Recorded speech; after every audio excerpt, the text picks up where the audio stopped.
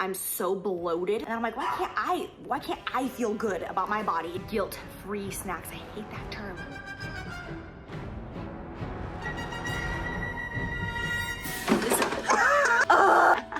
Yeah, this is not a 60-day journey. Hey everyone, I'm Abby Sharp. Welcome to Abby's Kitchen.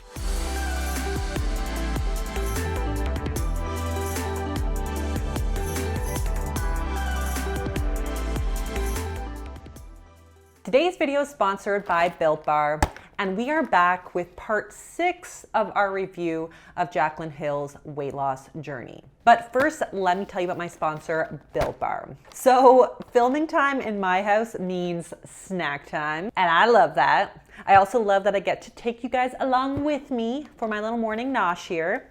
But these bars are unlike any other protein bar that I've tried because they actually taste like a candy bar. No chalky, powdery, mealy texture here. And there are so many fun flavors. And speaking of fun, let me show you my favorite of all time. Ooh, the cookie dough chunk. Doesn't get more fun than cookie dough.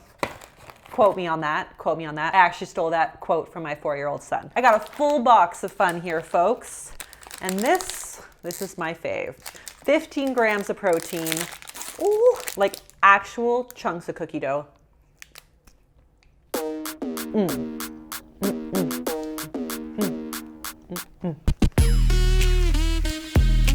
There is a raver going on right here in my body. Every time I taste cookie dough bar. So good. This is a COVID-safe party over here. Okay, and you know what I say about the zero guilt thing? Unless you stole them from a baby, all foods are zero guilt. So these are one of my go-to bedtime snacks. I love them. Or I use them and I put them on oatmeal to like bump up the satiety factor and turn that oatmeal into a hunger-crushing combo. So if you want to give these a try, check out the link in my description and use my promo code AbbySharp15 to get 15% off of your order. Okay, so we are back once again to revisit Jaclyn's weight loss journey. But if you missed my most recent video, you can check that out right here. Today we'll be taking a look at Jaclyn's December 7th video, Am I Quitting? And you can pause the screen or look at the description to check out my disclaimer, including a trigger warning to those with current or previous experiences with disordered eating. As always, please feel free to skip this video if it's not supportive to your journey. And if you are new here, please do not forget to subscribe to this channel and ring that bell. Also follow me over on TikTok and Instagram at Abby's Kitchen for more great myth-busting information and videos. All right, folks.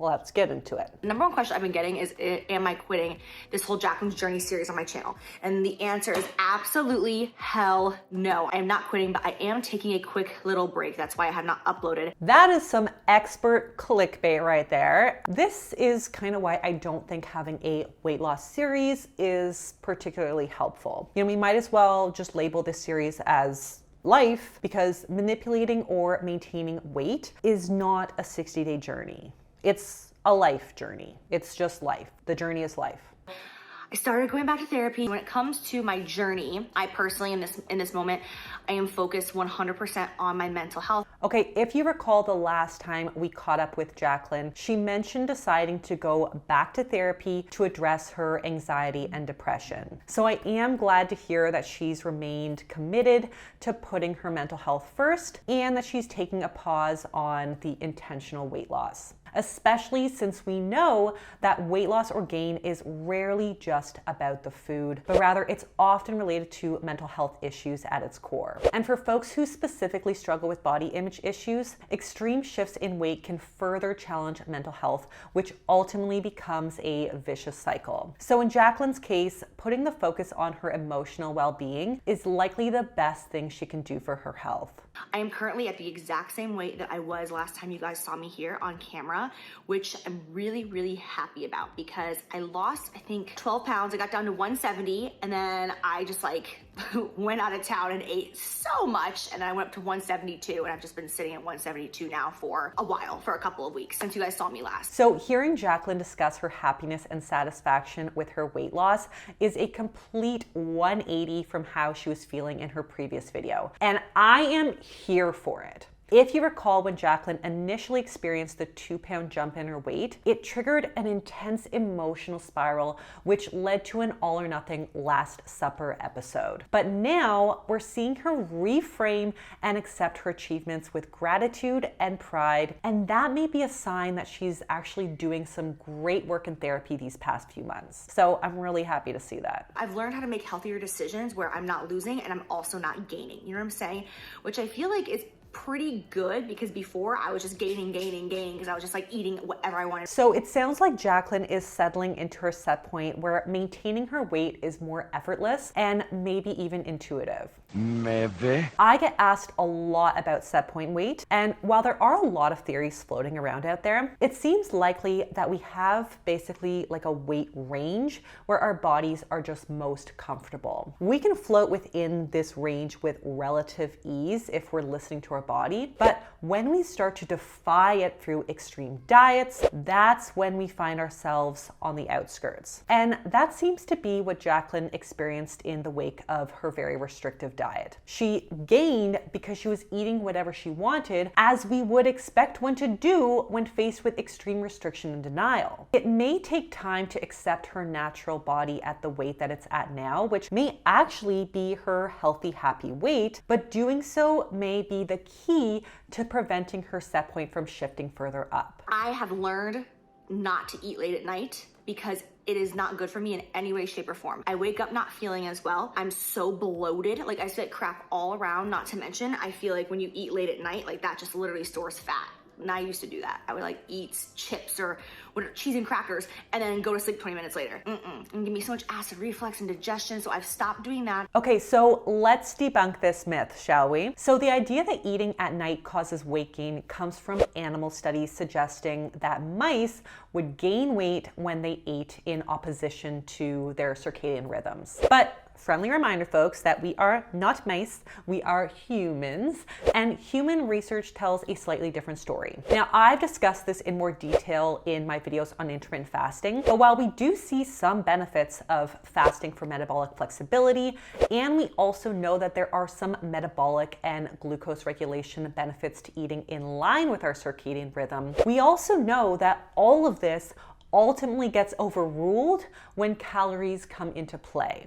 If you're eating in a caloric surplus, it doesn't matter if you ate the meal at 10 a.m. or 10 p.m., the excess calories from that food will be stored. This also means that if you restrict or limit your calories all day long only to overeat in a caloric surplus at night, you'll gain weight. Not because you had midnight Mickey D's, but because you ate beyond your needs. And ultimately, any overeating at any time of day can potentially result in those bloating, acid reflux, and indigestion symptoms that Jaclyn is talking about. So my tip is to aim to eat regular, balanced meals throughout the day for more even energy levels and better digestion. Through the holidays, my plan is just to maintain my current weight. I'm not trying to lose weight. I'm also not trying to gain weight. I just want to maintain my weight through the holidays. And then once the holidays are over, that's when I'm going to go back into like, all right, we got to like pump it into high gear and go into more like weight loss mode. And I'm like, why can't I feel good about my body if they can feel good about theirs? And at the end of the day, I just don't. I don't like the way it feels. Yes. The classic New Year, New Me weight loss pledge. New Year, New Me. Hi there, welcome to Park Place McDonald's. Now, despite the constant promise that this journey isn't about weight loss, but rather about feeling good, we seem to see it come back to the scale an awful lot.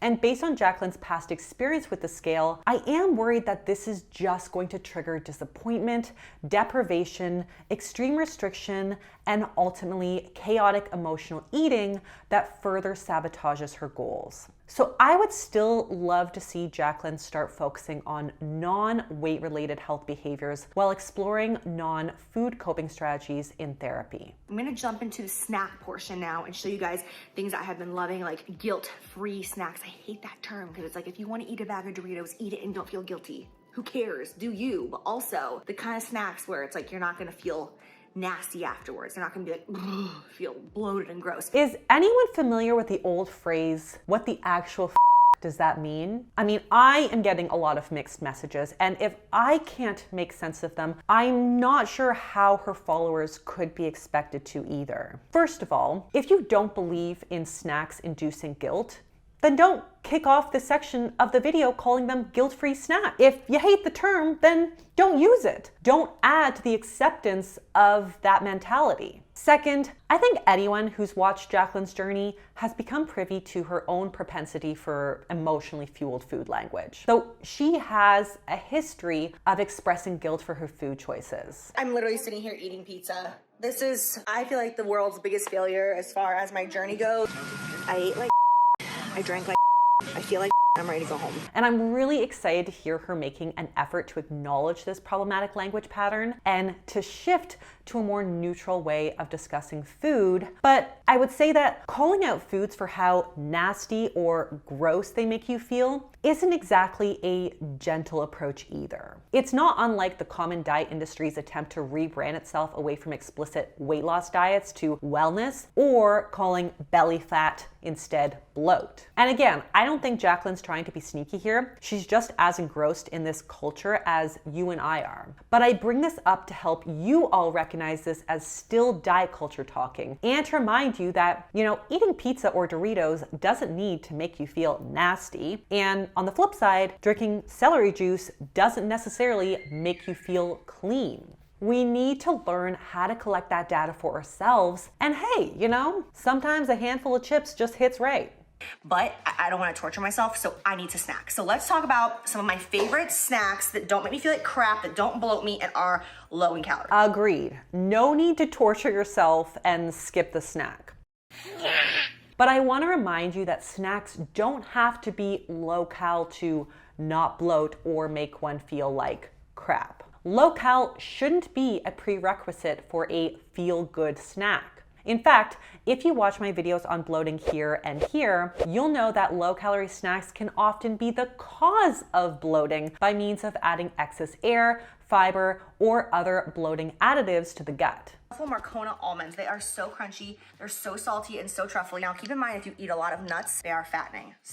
But they're also good fats, so I will eat just like a small handful. It just feels good, it holds you over. So yes, Jaclyn is correct in saying that almonds, like any nut, are calorically dense. But you are also getting a ton of nutritional bang for your buck. Nuts are a built-in hunger-crushing combo with healthy fats, protein, and fiber. And I like that she described them in morally neutral terms like crunchy, salty, and satisfying, rather than cheat or bad or clean. Another thing, this right here, tabbouleh salad. Guilt-free snack, I will eat it with a fork like this, or what I will do, I'll get some cream cheese, regular or chive and onion.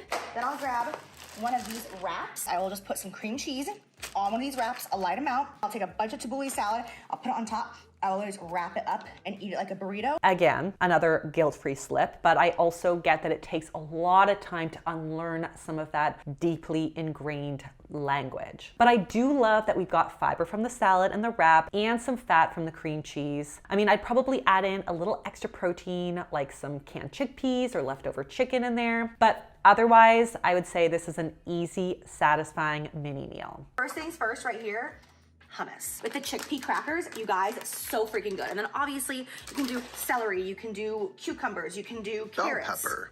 Bell pepper. These snacks are a huge upgrade from the cucumbers with soy sauce situation we saw in an earlier episode. So hummus to me is a built-in hunger-crushing combo. And paired with the extra veggies and crackers, it's definitely a satisfying snack. As for the rest of her snacks, Jaclyn shares a bunch of low-calorie chip alternatives that still provide that satisfying crunch and flavor that she so much enjoys. So for example, things like kale chips, veggie chips, popcorn chips, tortilla chips, and some pea and chickpea crisps. And while these are all great snacks for satisfying that crunch mouth hunger, if we wanted them to keep us satiated longer, we could turn them into hunger-crushing combos. So for example, since Jaclyn already enjoys beef jerky and pistachios, she could combine them all together in one bowl and create my hunger-crushing combo popcorn mix. Jaclyn also loves to meal prep hard-boiled eggs to enjoy as an easy grab-and-go snack during the week. And while eggs on their own are a great source of protein and fats, if we wanted to give them the hunger crushing combo treatment, she could combine them with the olives that she has in her fridge for some healthy fats in there. We love a good carb. As well as some different kinds of veggies or crackers or the tabbouleh salad for an extra fiber boost. Lastly, I love that she is embracing snacks with more protein and fiber like these roasted chickpeas. But to make them a little more fun and exciting, she could make my roasted chickpea hunger crushing combo snack by combining them with a side of guacamole for some healthy fats or some raw veggies for extra fiber and crunch. So with all that said, this has certainly been a journey. And while I think that Jaclyn expected this to be a neat and tidy 60-day series, weight loss efforts are always messy as My hope for Jaclyn is that she continues to focus on her mental health and well-being and gives herself the grace and patience to circle back on the food piece when it feels supportive to her. So on that note, that is all that I have for you guys today. Thank you again to Built Bar for sponsoring this video. If you liked it, be sure to give it the thumbs up. Leave me a comment below on other videos that you guys want to see me review. Subscribe to the channel, and I'll see you next time on Abbey's Kitchen. Bye!